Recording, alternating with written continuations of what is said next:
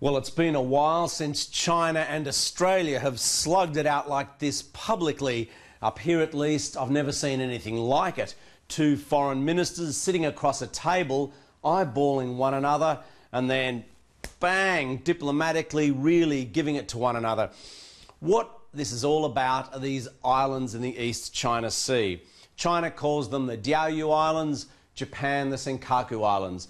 Now recently China declared this air defence zone over disputed waters, saying all flights that go through there have to be sort of pre-vetted by Beijing, so other countries should be submitting flight plans going through this disputed area. Well, Japan is saying, we don't even recognise that those are your waters, we say they're ours. And other countries like the United States has already flown B-52s through there as an act of defiance without telling China about it. In Australia, the Chinese ambassador was called in and the Australian government criticised the move, saying it wouldn't contribute to stability. And in turn, Australia got a rap over the knuckles, as you'd expect, from the Chinese government around a week ago. But now that the Australian Foreign Minister has arrived in Beijing, you'd expect it to be kind of nice talk and diplomatic efforts to sort of mend relations. Well, no, it seems not. There was a meeting between Australia's Foreign Minister Julie Bishop and China's Foreign Minister Wang Yi. They went in there and then straight from the get-go, opening comments, Wang Yi really let rip about what his government thinks of Australia's attitude regarding this air defence zone.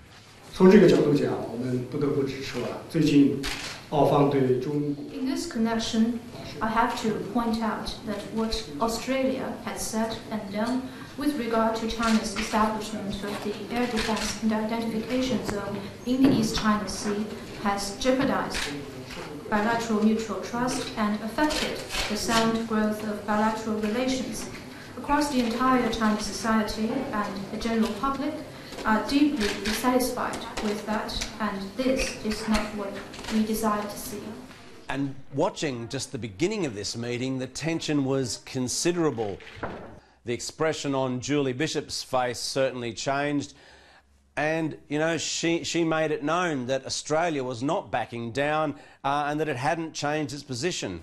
Thank you, Foreign Minister, and I welcome this opportunity to meet with you to discuss our strategic partnership and to confirm that the new Australian government is committed to the bilateral relationship. We value the strategic partnership.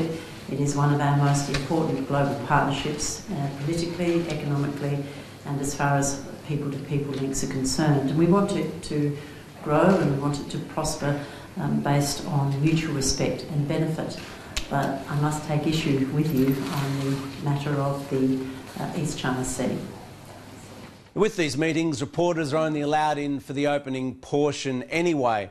And as soon as Australia's Foreign Minister made it clear that Australia wasn't backing down on this and that Julie Bishop made just one comment really about it, how Australia was standing firm and we were being pushed out of the meeting. But I have here written down some more of what Australia's Foreign Minister had to say. And she told the Chinese government, "We take no position on the Diaoyu Islands in the East China Sea, but we take decisions in our national interests.